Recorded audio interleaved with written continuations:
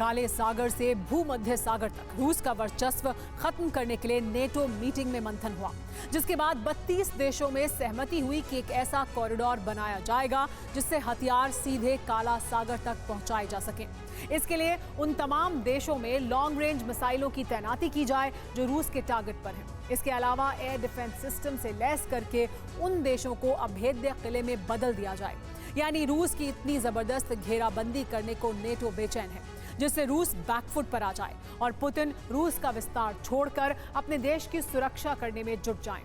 ऐसे वक्त में नेटो अपना दायरा बढ़ाकर पुतिन के वर्चस्व को खत्म कर सकता है।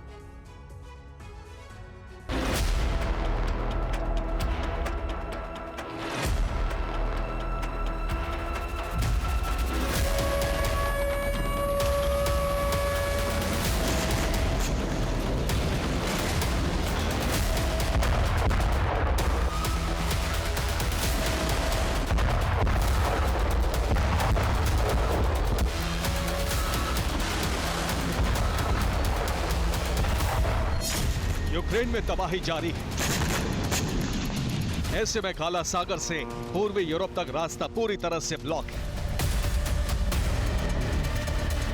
रूस ने काला सागर में लैंड माइन्स बिछाकर पूर्वी यूरोपीय देशों में तबाही का नया ब्लूप्रिंट तैयार किया है।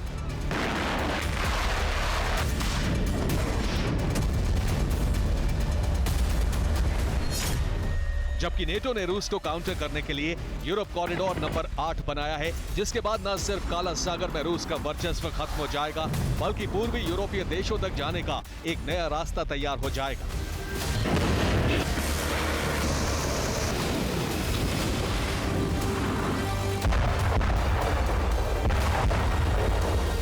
नेटो की 3 दिन की मीटिंग में सबसे ज्यादा मंथन इसी बात पर था कि कैसे रूस की विस्तारवादी मंसूबे को रोका जाए। अमेरिका की कोशिश है कि रूस को यूक्रेन तक ही सीमित रखा जाए और फिर यूक्रेन को सैन्य सहायता देकर रूस को उस युद्ध में उलझाकर रखा जाए।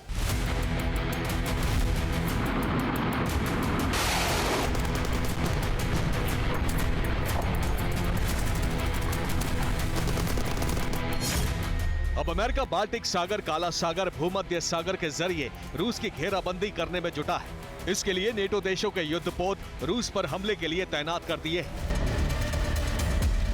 इसके अलावा नेटो देशों में मंत्रणा इस बात पर भी हुई है कि रूस के खिलाफ कैसे लॉजिस्टिक और समुद्री रूट तैयार किया जाए। इसके लिए 32 देशों में सहमति, जिसमें अहम मुद्दे कौन से थे वो जान लीजिए। नेटो देशों में हथियारों का प्रोडक्शन बढ़ाया जाए, उन देशों को सैन्य मदद दी जाए जो रूस के टारगेट पर है। रूसी बॉर्डर से लगते देशों में हाइपरसोनिक मिसाइल तैनात की जाए। रूस को टारगेट करते हुए एटमी बेस अलर्ट मोड पर डाले जाए। रूस के कारोबारी रूट को ब्लॉक किया जाए। नेटो में शामिल 32 देशों ने रूस का रास्ता रोकने पर सहमति जताई है। साथ ही एक बड़े युद्ध का अंदेशा भी जताया है, कहीं यह युद्ध तीसरे विश्व युद्ध में ना बदल जाए।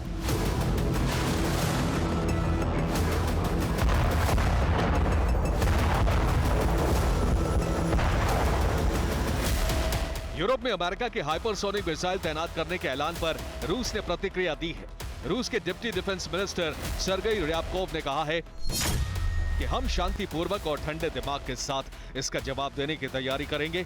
एक मिलिट्री ऑपरेशन शुरू किया जाएगा जो अमेरिका के यूरोप में दबदबे की सारी संभावनाओं पर विराम लगा देगा।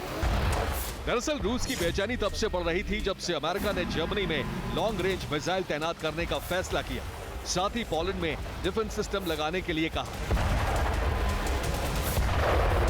इसका सीधा मतलब है कि अमेरिका रूस यूक्रेन युद्ध में उतरने की प्लानिंग कर रहा है, लेकिन उससे पहले वो नेटो देशों को एक अभेद्य किले में बदल देना चाहता है। साथ ही ये सुनिश्चित करना चाहता है कि युद्ध के हालात में भी यूरोप में किसी भी तरह का संकट पैदा ना हो।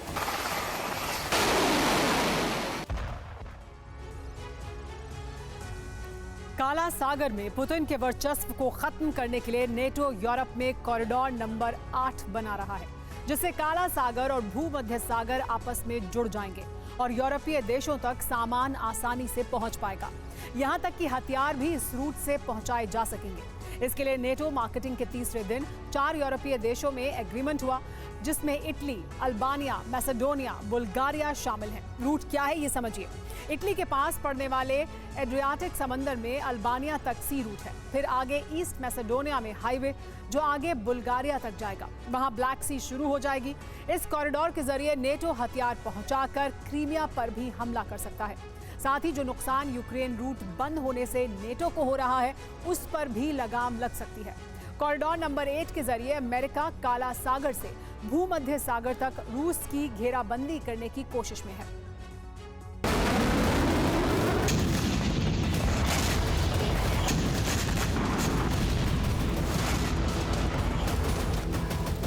जिस कॉरिडोर को अमेरिका पूर्वी यूरोप तक पहुंचाने का विकल्प बता रहा है, वो रूस से बड़े टकराव की वजह बन सकता है, क्योंकि इस रूट के पास अमेरिका युद्धपोत लगा चुका है, जबकि रूस बैकफुट पर आ सकता है क्योंकि वो पहले अपने इलाकों को बचाएगा, बाद में दूसरे नेटो देशों पर हमला करेगा।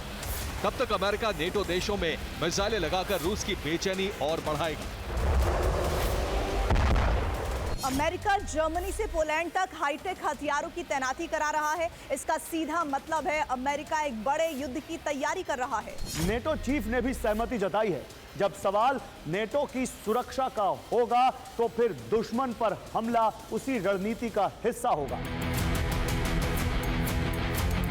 अमेरिका ने पहले चरण में यूरोप के 10 देश चुने हैं जहां वो लॉन्ग रेंज मिसाइल लगाएगा और सैन्य मदद देगा। बाल्टिक देश, लिथुआनिया, एस्टोनिया, लातविया, नॉर्डिक देश, नॉर्वे, फिनलैंड और स्वीडन। इसके आगे पोलैंड, जर्मनी, डेनमार्क और मोल्दोवा।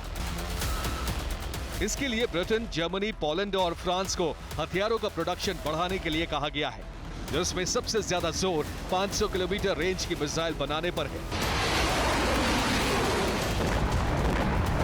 इस पर भड़कते हुए रूस की तरफ से कहा गया है, जर्मनी में मिसाइलों की तैनाती यूरोप में युद्ध की आग को भड़काएगी।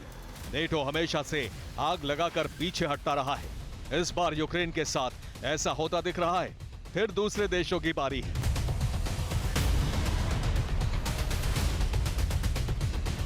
रूस की धमकी के बाद पोलैंड ने बेलारूस बॉर्डर पर सैनिकों की संख्या बढ़ा दी है।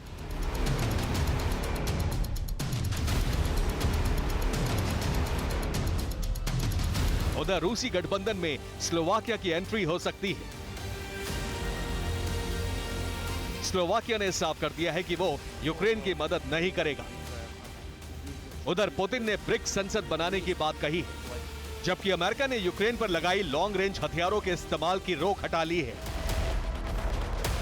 इसका सीधा मतलब है कि अब अमेरिका चाहता है कि रूस के हर कोने पर रोज हमला हो, जिससे मजबूरन पुतिन को प्लान बदलना पड़ जाए। और वही मौका होगा जब अमेरिका यूरोप में अपना दबदबा एक बार फिर साबित कर पाएगा। Bureau report, TV9 Bharat.